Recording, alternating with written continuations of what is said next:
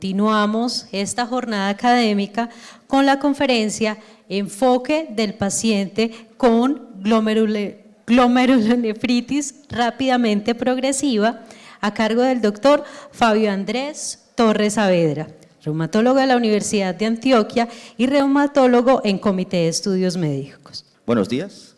Sé que están un poco cansados, pero vamos a intentar comprender este tema que es bastante apasionante.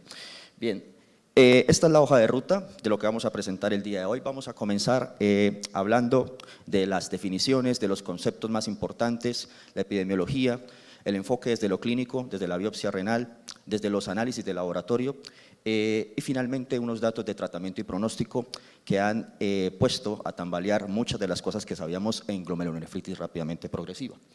Estas son las abreviaturas que aparecerán durante la presentación, por si alguno se pierde. Es una presentación con muchas abreviaturas, pero vamos a intentar comprenderlas mejor. Bien, tenemos que definir dos cosas primero. Lo primero es qué es glomerulonefritis rápidamente progresiva y qué es una semiluna, porque aunque ambas están relacionadas, no son lo mismo. Podemos decir que la glomerulonefritis rápidamente progresiva es un síndrome clínico establecido por una sospecha en la que existe una rápida elevación de la creatinina sérica en un paciente previamente sin patología conocida y cuyo, digamos que, iniciador fundamental de esta lesión renal rápidamente progresiva es la lesión grave de la membrana basal glomerular. Es allí donde toda la fisiopatología se concentra.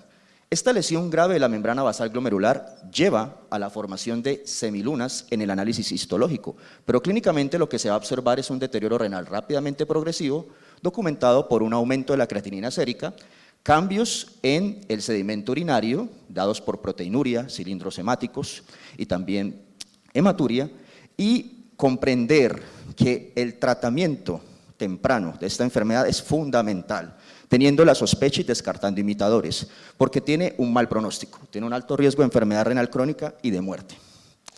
Muy bien, ¿qué es una semiluna? Una semiluna es un término histológico. Los patólogos aún no se han puesto de acuerdo en qué porcentaje deben estar presentes las semilunas en los glomérulos para poder decir que clínicamente hay una glomerulonefritis rápidamente progresiva. Pero lo que sí se sabe es que cuando hay dos o más capas de células a nivel del epitelio parietal de la cápsula de Bowman en el glomérulo, podemos decir que existe una semiluna. Ahora, estas semilunas pueden comprometer, digamos, más de un 10%, un 10 a un 50% o más del 50%. Estamos hablando del porcentaje del glomérulo ocupado por la semiluna. Definitivamente, cuando ese glomérulo en general está ocupado por menos del 10% de una semiluna, no hay una manifestación clínica evidente de glomerulonefritis rápidamente progresiva. Pero si existe una afectación de más del 50%, casi siempre existe clínica. Por lo tanto, ya podemos decir que la presencia de semilunas se puede correlacionar con el pronóstico. Y bien, para las guías de CADIGO, el compromiso debe ser mayor del 10 al 50%, ya lo habíamos mencionado, pero otros patólogos consideran que debe ser mayor del 50%. Fisiopatológicamente en el glomérulo, ¿qué sucede? El daño extenso y grave de la membrana basal glomerular produce la entrada de sustancias como la fibrina al espacio de Bowman. Y junto con la fibrina también entran los factores de coagulación. Se filtran por esa membrana basal glomerular dañada. Y al filtrarse, desencadenan obviamente la formación de fibrinógeno. La transformación a fibrina. Este fibrinógeno que entra por esa membrana basal glomerular dañada, al transformarse en fibrina, estimula el epitelio parietal de la cápsula de Bowman para la formación de semilunas. Hay una hiperplasia del epitelio parietal de la cápsula de Bowman y ese epitelio empieza a proliferar. Y al proliferar el epitelio, ocurre la formación de la semiluna. Inicialmente, otras células también pueden colarse por esta membrana celular, por esta membrana basal glomerular alterada o dañada, y empiezan a filtrarse neutrófilos, empiezan a filtrarse monocitos, macrófagos, fibroblastos. Estos fibroblastos, estos monocitos, estos neutrófilos comienzan a producir citoquinas inflamatorias y las citoquinas inflamatorias estimulan aún más al epitelio parietal de la cápsula de Bowman para que se produzca la semiluna. Entonces, también, obviamente, hay una correlación entre el porcentaje de células que hay en la semiluna y el porcentaje de fibrosis, ¿cierto? Porque la semiluna debe tener tanto células provenientes del epitelio de la cápsula de Bowman, como también la formación de colágeno. ¿Colágeno de dónde? De los fibroblastos que se colaron por la membrana basal glomerular. Se dice que la semiluna es celular cuando tiene un más del 10% de las células y se dice que es fibrótica cuando más del 90% de dicha semiluna está ocupada por fibras colágenas. Muy bien, datos epidemiológicos. 3 cosas importantes. Hay 3 síndromes clínicos que pueden llevar a la formación de una glomerulonefritis rápidamente progresiva.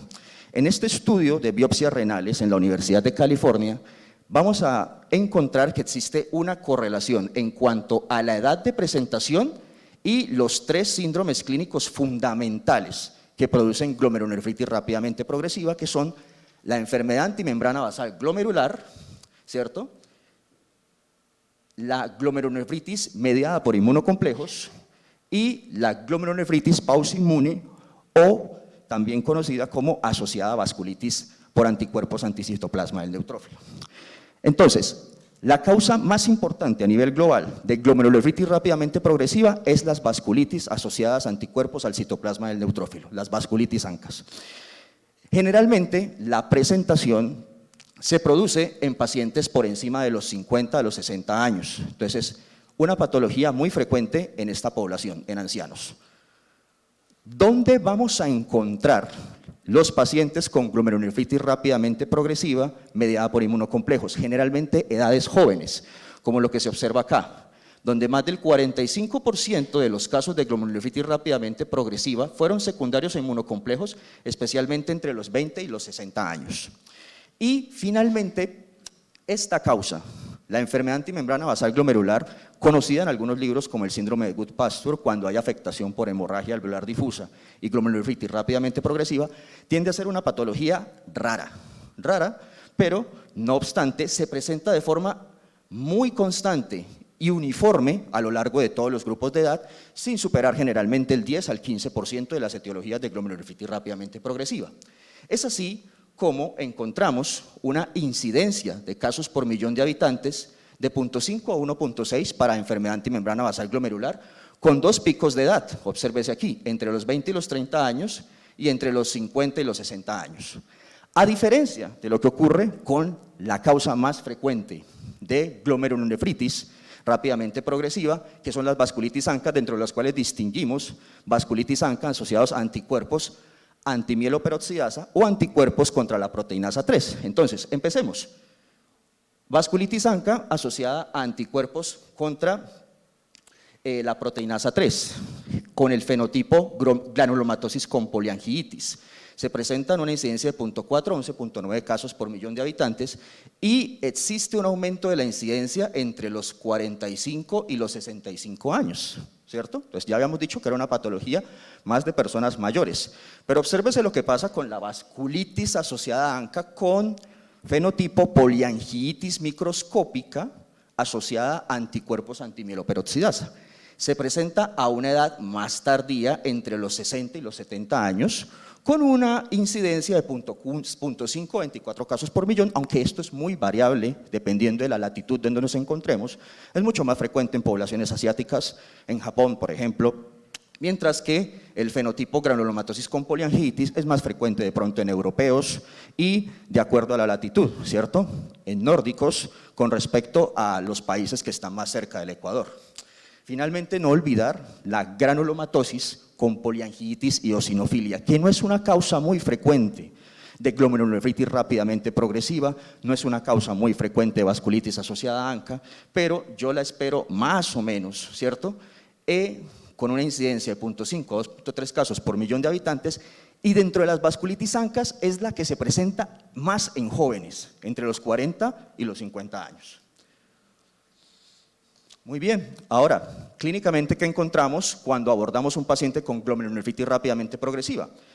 Ya vimos, encontramos datos epidemiológicos, un hombre caucásico, ¿cierto? Entre los 30 años, los 30 y los 40 años, probablemente hay que tener en el radar una glomerulonefritis mediada por anticuerpos antimembrana basal glomerular. O un paciente anciano, donde sospecho más una vasculitis asociada a ANCA, o una paciente de raza afrodescendiente, donde es importante tener en cuenta de pronto otras patologías mediadas por inmunocomplejos, como el lupus eritematoso sistémico. La presentación clínica más importante de la glomerulonefritis rápidamente progresiva es indistinguible de un síndrome nefrítico, con la presencia de edemas, hipertensión arterial, oliguria y hematuria macroscópica. Paraclínicamente, lo que se encuentra es una elevación rápida y sostenida e inexplicable de la creatinina sérica, que es lo que primero alerta a los médicos, y en el uroanálisis, hematíes dismórficos, cilindros hemáticos, acantocitos y proteinuria subnefrótica. La presentación de este síndrome clínico debe conllevar necesariamente, si no hay contraindicaciones, a la realización temprana de una biopsia renal, porque me ayuda a establecer diagnóstico, pronóstico y también consecuencias del tratamiento. Pero obviamente la realización de una biopsia renal no debe retrasar el inicio de la inmunosupresión y otros tratamientos que tienden a mejorar la supervivencia y el pronóstico de estos pacientes. Ya lo dijimos, histológicamente lo que se va a encontrar en la biopsia renal es la proliferación del epitelio parietal de la cápsula de Bowman, ¿cierto?, con más de 2 capas de células que van poco a poco comprimiendo el ovillo glomerular, ¿cierto?, por daño en la membrana basal glomerular, hasta la formación inclusive de una semiluna fibrótica con ocupación de grandes cantidades de fibras colágenas que terminan comprimiendo el ovillo glomerular y terminan deteniendo, suspendiendo el filtrado glomerular. Esa es la causa de la oliguria y la elevación de creatinina en estos pacientes. El ovillo glomerular queda prácticamente atrapado. Muy bien, entonces ya tenemos una idea general de qué es lo que puede causar GNRP. Ahora, digamos que vamos a empezar el enfoque. Lo más frecuente, anticuerpos contra citoplasma del neutrófilo en un 50-60%. Lo segundo más frecuente, la presencia de inmunocomplejos en un 24 o un 30% según la serie estudiada. Y lo menos frecuente, en un 15 o un 20%, la enfermedad antimembrana basal glomerular. De lo más a lo menos frecuente, las vasculitis asociadas a ANCA. Fisiopatológicamente existe una pérdida de la tolerancia a los antígenos presentes en el citoplasma del neutrófilo, esto es, proteinasa 3, presente en los gránulos azurófilos, y la mieloperoxidasa. La pérdida de la tolerancia a estas sustancias conduce a la formación de linfocitos autorreactivos contra dichos antígenos, es decir, va a conllevar, por un lado, a una inmunidad humoral donde se producen autoanticuerpos contra esos antígenos, ¿cierto? Esos anticuerpos se denominan anticuerpos, ¿cierto?, dirigidos contra el citoplasma del neutrófilo. Pero por otro lado, es muy importante saber que el cebado del neutrófilo es la otra parte fundamental de la fisiopatología. El neutrófilo pasa de un estado de reposo a un estado activado, donde es capaz de, por una parte, expresar los antígenos mieloperoxidasa, ¿cierto?, y proteinasa 3 en su membrana para que sean reconocidos por los anticuerpos. Y de esta manera pueden producir netosis, es decir, producción de trampas extracelulares del neutrófilo. Son neutrófilos más capaces de producir precisamente radicales superóxido, son neutrófilos que responden más rápido a anafilotoxinas como la fracción del complemento C5A. Y todo esto conlleva obviamente a un daño endotelial grave y extenso. Recordemos, dentro de ese endotelio que está alterado, pues ¿quién va a estar? La membrana basal glomerular, ¿cierto? Entonces aquí vemos un neutrófilo cebado, activado, ¿cierto?, donde hay reconocimiento por los anticuerpos contra la proteinasa 3 o MPO, aquí está el anticuerpo reconociendo dichos antígenos, y el neutrófilo entonces comienza a secretar o produce trampas extracelulares del neutrófilo, ¿cierto?, que son estas, o también puede empezar a lesionar rápidamente, produciendo citoquinas inflamatorias, radicales superóxido, esta membrana basal glomerular. Recordar, es la causa global más frecuente de glomerulonefritis rápidamente progresiva, especialmente en adultos por encima de los 50 años, se acompaña de más vasculitis sistémica en el 75% de los casos, pero existen también pacientes con un compromiso renal aislado, donde solo se afecta el riñón y predomina el anticuerpo antimieloperoxidasa. Esta es la distribución de anticuerpos. Casi siempre lo que clásicamente se ha hecho es que la glomerulonefritis rápidamente progresiva está más asociada a anticuerpos contra la mieloperoxidasa, pero también en los pacientes con granulomatosis con poliangeitis, que tienen compromiso del tracto respiratorio superior y manifestaciones granulomatosas, pueden tener un compromiso por GNRP. Dentro de los laboratorios, dos cosas importantes, más allá de los ANCAs. Primero, que los niveles de complementos son normales, y segundo, que pueden acompañarse de anticuerpos antimembrana basal glomerular en un 10%.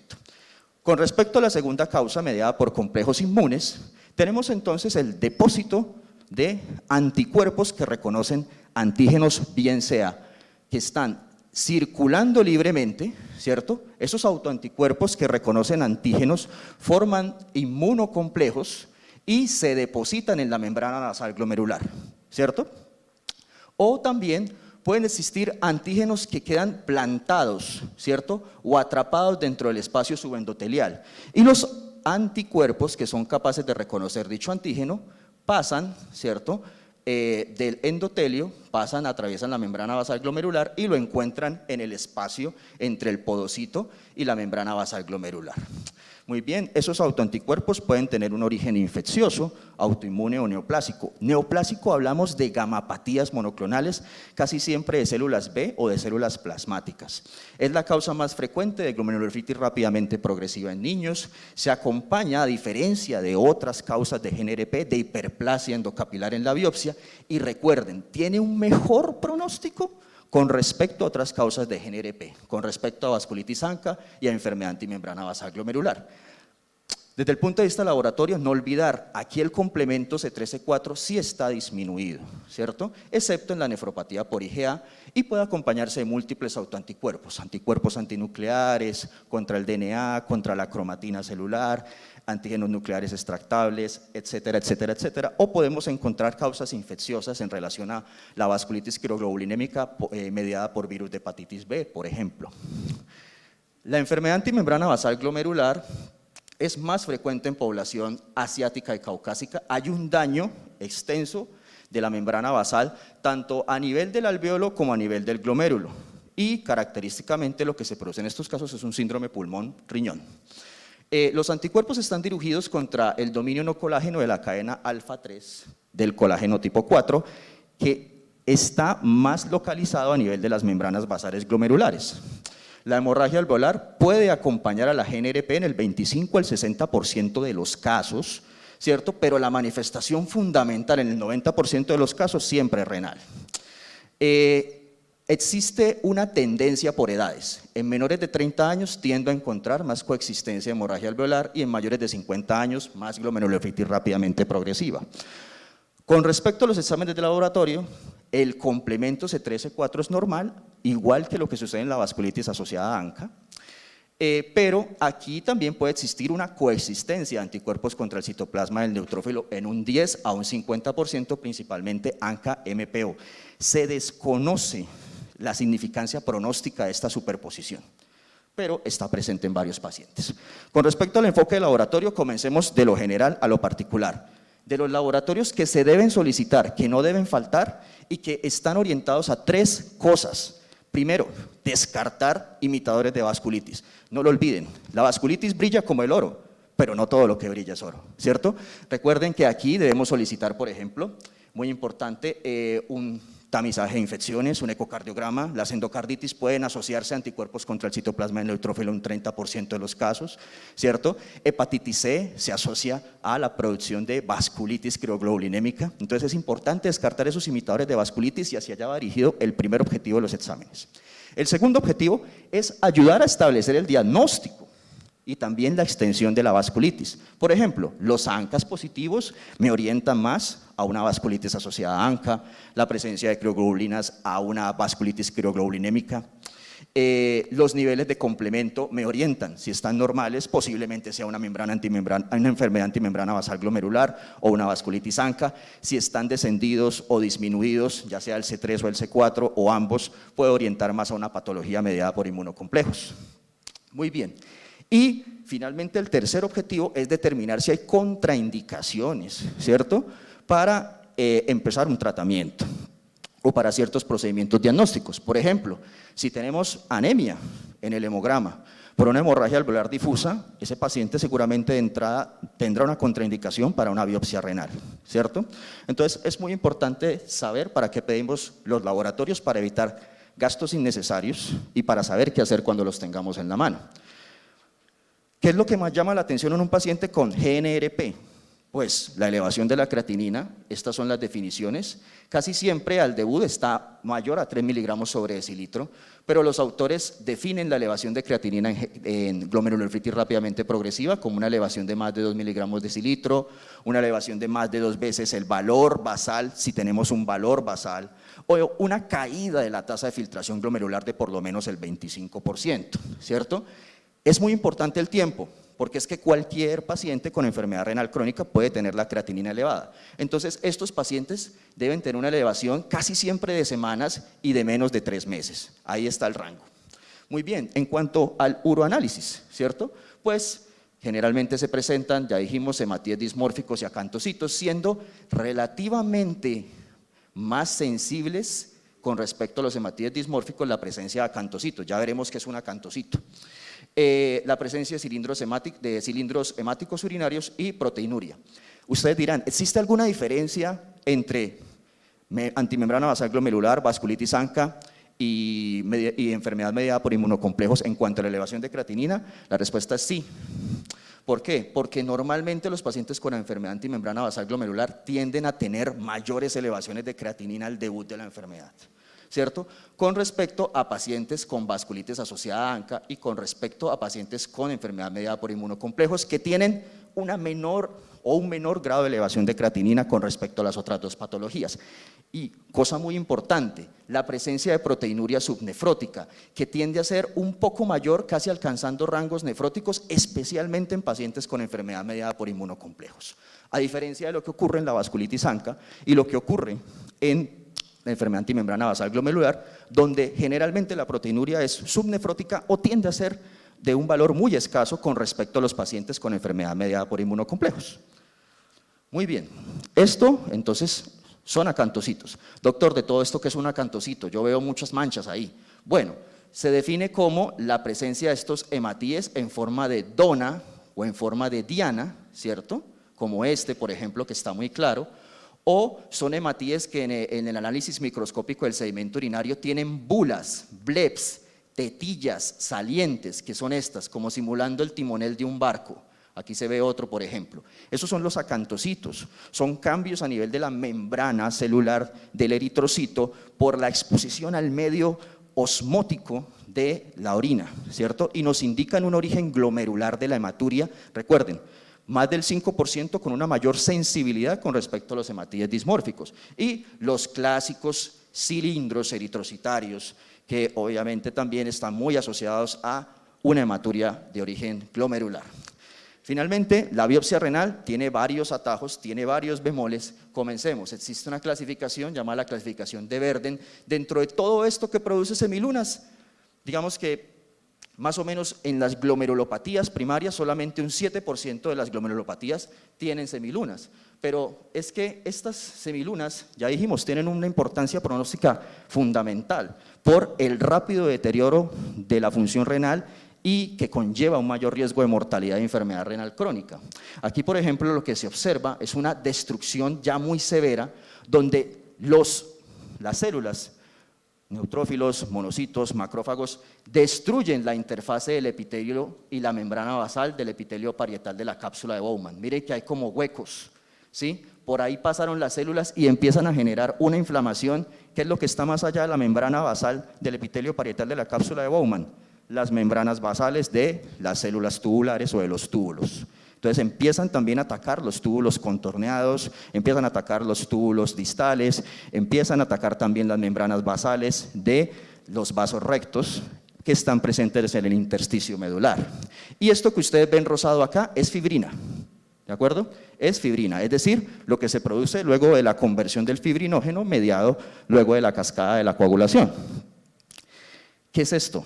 Esto es muy importante saberlo, porque es que cuando no se encuentran semilunas, especialmente en pacientes con biopsias renales, con vasculitis asociada a ANCA, que no se ven las semilunas, pero clínicamente tiene todo para pensar en una vasculitis ANCA, el hallazgo de una angiitis medular puede ser el único hallazgo que soporte la existencia de vasculitis asociada a ANCA en la biopsia renal.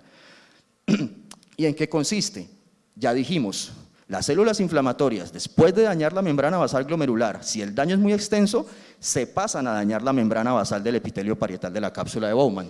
Llegan finalmente a las membranas basales de los vasos rectos, ¿cierto?, en el intersticio medular y producen una vasculitis leucocitoclástica con depósito de neutrófilos, con hematíes en la interfaz del intersticio medular. Y recordemos, está presente hasta en el 14% de las biopsias de pacientes con vasculitis asociadas a ANCA y que curiosamente no se ve afectación glomerular por semilunas. Hay una correlación positiva entre el número de semilunas y peor función renal. Las semilunas celulares tienen definitivamente un mejor pronóstico. Las patologías que cursan con semilunas, recordemos, enfermedad antimembrana basal glomerular y glomerulonefritis asociada a ANCA, ocupando un porcentaje importante de las causas, pero no olvidar que otras causas mediadas por inmunocomplejos como el lupus eritematoso sistémico, como la nefropatía por IgA, también son importantes de reconocer, sobre todo en pacientes jóvenes. Recordar, las dos primeras patologías, la enfermedad antimembrana basal glomerular y la enfermedad asociada a anticuerpos anticitoplasma del neutrófilo, se correlacionan con un mayor número de glomérulos ocupados por semilunas en más del 50% de los casos, ¿cierto? Principalmente en el caso de la enfermedad antimembrana basal glomerular. No tanto con la vasculitis asociada a ANCA. La vasculitis asociada a ANCA tiende a tener un compromiso más focal, a diferencia del compromiso más difuso que se puede observar en la enfermedad por membrana basal glomerular. Y obviamente la presencia de estas semilunas, ya lo dijimos, se correlaciona con la presencia de necrosis celular. Tiene mayores puntajes en los puntajes histológicos de necrosis a nivel de la membrana basal glomerular, obviamente mayor daño a nivel del epitelio parietal de la cápsula de Bowman. Estos son estudios de inmunofluorescencia directa muy importantes para poder orientar la causa, porque de acuerdo al patrón se define el diagnóstico. El primer patrón es un patrón de depósito lineal de inmunoglobulina G y complemento en la membrana basal, como se ve acá, siguiendo el contorno de la membrana basal glomerular. Este es el patrón clásico de la enfermedad antimembrana basal glomerular. Recordemos, puede haber una superposición de ANCAS MPO en el 35% de los casos y hay ausencia de depósitos electrodensos de inmunocomplejos. Esta fotografía que vemos acá muestra un patrón ya no lineal, sino un poco más granular en todas partes, no solamente en la membrana basal glomerular. Obsérvese a nivel del mesangio, a nivel del subendotelio, a nivel subepitelial, ¿cierto? Tanto de inmunoglobulinas como de complemento, y es el patrón que se ve en la enfermedad mediada por inmunocomplejos, típica del lupus eritematoso sistémico, la glomerulonefritis postestreptocóxica, la crioglobulinémica, la nefropatía por IgA. Recordar, el consumo de complemento tiende a ser constante en estos pacientes y hay depósitos electrodensos en la microscopía electrónica. Este es un caso de un paciente con una glomerulonefritis clase 4 proliferativa difusa, paciente con lupus, y este es un caso de un paciente de una inmunofluorescencia directa que muestra en la biopsia una nefropatía por IgA donde el depósito tiende a ser más mesangial. Y esto que se ve aquí oscuro es porque no hay depósitos, ¿cierto?, de inmunocomplejos, de inmunoglobulinas ni de complemento, o son muy escasos para poder, digamos, ser detectados por inmunofluorescencia directa. Este es el patrón que llaman pauci-inmune. Glomerulonefritis extracapilar pauci-inmune que se observa en los pacientes con vasculitis asociada a ANCA, donde el complemento, dijimos, es normal o inclusive puede estar elevado porque el complemento es un reactante de fase aguda, pero es muy raro encontrarlo disminuido o consumido. Y los depósitos electrodensos de inmunocomplejos son escasos o nulos en estos casos. Ya para finalizar vamos a hablar del tratamiento y del pronóstico. Este es el esquema general de tratamiento. Dijimos, para poder mejorar el pronóstico de estos pacientes hay que instaurar un tratamiento agresivo, pegando duro desde el comienzo. Obviamente, primero descartando imitadores. No le vamos a colocar pulsos de metilprednisolona a un paciente infectado por VIH, por ejemplo, ¿cierto? Una vez tengamos una alta sospecha clínica, con todo lo que ya hemos visto y aprendido, vamos a comenzar el tratamiento, digamos, con 5 cosas. Lo primero y más importante en los servicios de urgencias, comenzar rápidamente pulsos de metilprednisolona, 500 miligramos IV, día 1, 2 y 3. Las guías no se ponen de acuerdo, unos dicen 3 días, otros dicen 5 días. Probablemente los esquemas de 5 días aumentan el riesgo de infecciones, ¿cierto? Aumentan el riesgo de alteraciones del metabolismo del azúcar, aumentan el riesgo de mayores glucemias intrahospitalarias. Este tratamiento se instaura rápido, con la sospecha clínica, ¿cierto? Luego de esos 3 días de glucocorticoides endovenosos en pulsos, se establece una dosis de inducción con prednisolona oral, generalmente a dosis de 1 miligramo kilo día, y se desmonta según el protocolo Pexivas, que es un protocolo que ya veremos que desmonta más rápidamente la prednisolona con respecto a esquemas clásicos, y que esto conlleva no solamente a que el paciente mejore, no recaiga, sino que disminuye las complicaciones, especialmente infecciosas. Se comienza con 60 miligramos al día en un paciente entre 50 y 60 kilos, ¿cierto? Y a las 2 semanas ya se puede disminuir a 30 miligramos día, a las otras 2 semanas se puede continuar a 25 miligramos día. Los recambios plasmáticos, esto es supremamente controversial, pero recordar simplemente que se colocan 50 a 60 cc por kilo sesión. Las guías de la ASFA recomiendan con albúmina al 5%, ¿cierto? Pero los clínicos también sabemos que en pacientes con hemorragia alveolar difusa es importante evitar la coagulopatía que pueden presentar los pacientes con hemorragia alveolar difusa, y también se hacen con plasma fresco congelado, ¿listo? Especialmente, ya lo dijimos, si hay hemorragia alveolar difusa, ¿cierto? Se colocan interdiarios durante 14 días hasta completar 7 sesiones. Muy bien, y el tratamiento inmunosupresor, ¿sí?, puede ser de elección con ciclofosfamida endovenosa en el esquema Cyclops o con rituximab. Hay en este momento una controversia sobre, digamos, qué puede ser mejor. Lo que se sabe es que ambas son 2 opciones perfectamente factibles y que normalmente por cuestiones de costos, disponibilidad y experiencia preferimos la ciclofosfamida en estos casos. Cuestiones ya más específicas de tratamiento, ese es el protocolo Pexivas. Digamos que estos pacientes rápidamente a la semana 9, ¿sí?, después de haber comenzado con una dosis de 1 miligramo por kilo día de prednisolona, a la semana 9 ya se puede bajar hasta dosis por debajo de los 20 miligramos al día, y prácticamente después de la semana 19-20 ya pueden continuar con 5 miligramos al día, ¿cierto? No hay que tener miedo de desmontar los glucocorticoides por riesgo de recaída. Hay que tener un poquito de prudencia también, porque estos pacientes pueden tener más infecciones, especialmente los primeros 6 meses después del diagnóstico de la enfermedad.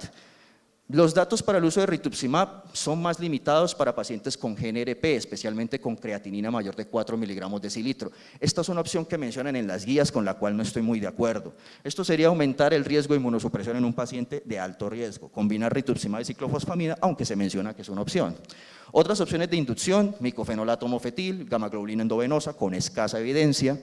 El posible papel de un antagonista del receptor de la fracción del complemento C5a Avacopan en estos pacientes todavía no está establecido, porque precisamente en el Advocate se consideró criterio de exclusión pacientes con GNRP, pero estos pacientes pueden tener una rápida reducción de la proteinuria con este medicamento, es un excelente ahorrador de glucocorticoides y puede aumentar el porcentaje de pacientes sin enfermedad renal crónica en estadio terminal a 52 semanas de tratamiento.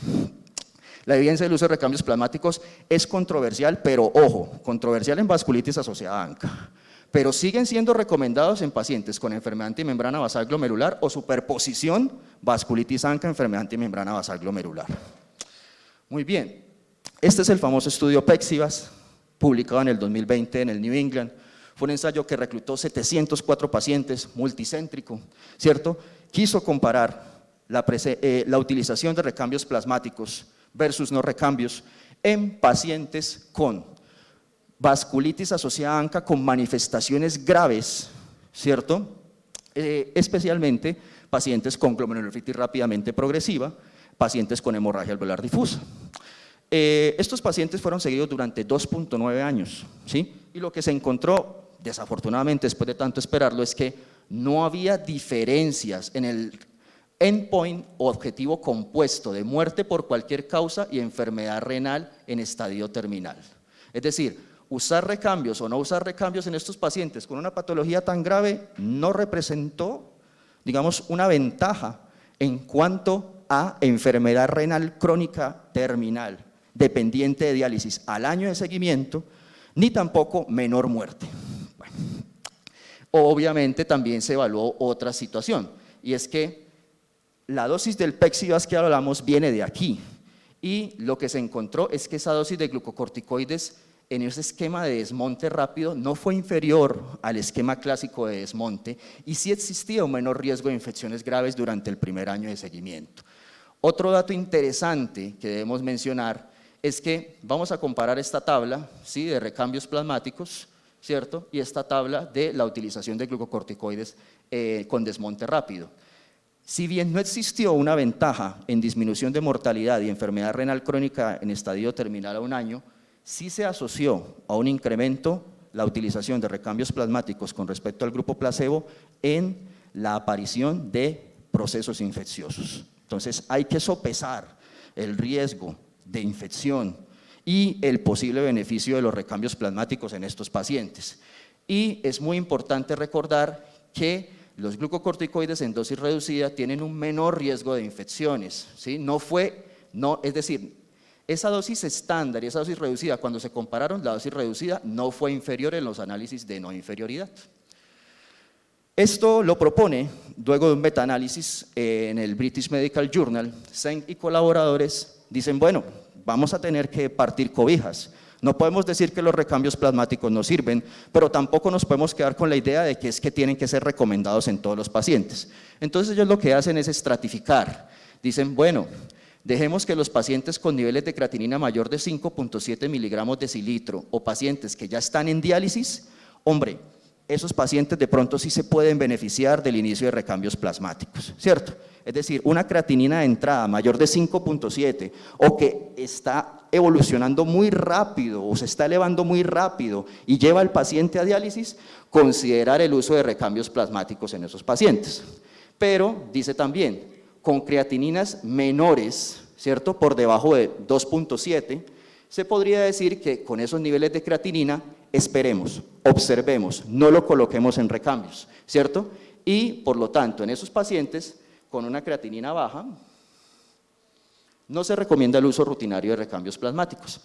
Este metaanálisis es una recomendación curiosa con respecto al uso de recambios en hemorragia alveolar difusa. Hace una recomendación en contra del uso de recambios plasmáticos en hemorragia alveolar difusa, cuestión con la cual no estoy completamente de acuerdo. El Pexivas no tuvo el poder suficiente para demostrar disminución de mortalidad en pacientes con hemorragia alveolar difusa. Fueron pacientes que no quedaron bien representados en la muestra del Pexivas. El MEPEX, pues, excluyó a esos pacientes, ¿cierto? Pero si usted tiene un paciente ventilado, con ventilación mecánica, o tiene un paciente desaturado, con saturaciones por debajo de 85%, 80, 60, se le está desaturando el paciente con hemorragia alveolar difusa, se está deteriorando clínicamente, pues a quién se le ocurriría decir, no lo voy a colocar recambios plasmáticos, ¿cierto? Entonces, bueno, estos son datos más relacionados con lo que se encontró en el Pexivas, ¿cierto? Y finalmente, en cuanto al pronóstico, recordemos que a mayor gravedad de la lesión renal en el inicio del tratamiento, mayor riesgo de enfermedad renal crónica en estadio terminal, la presencia de más del 50% de glomérulos con semilunas se correlaciona con peor pronóstico, glomerulosclerosis global, glomérulos escleróticos en la biopsia, es decir, todo cambio que sea crónico, peor pronóstico, ¿cierto? Y se correlaciona inclusive en esa análisis de supervivencia, la presencia de semilunas con menor supervivencia renal, que es la línea de color púrpura que ven con respecto al compromiso focal, que es la línea de color rojo. Finalmente, la GNRP es un diagnóstico eminentemente clínico, la biopsia sigue siendo fundamental para definir manejo, pronóstico, es precisamente una de las críticas que se hacen al Pexivas, ¿por qué no se solicitó una biopsia de entrada a estos pacientes, una biopsia renal? El primer diagnóstico a considerar en GNRP, la vasculitis asociada a ANCA, por supuesto, glucocorticoides y ciclofosfamida, en mi opinión siguen siendo todavía, son viejos compañeros que van a seguir hasta que aparezca algo mejor, y recuerden que a mayor elevación de creatinina, peor pronóstico. Muchas gracias.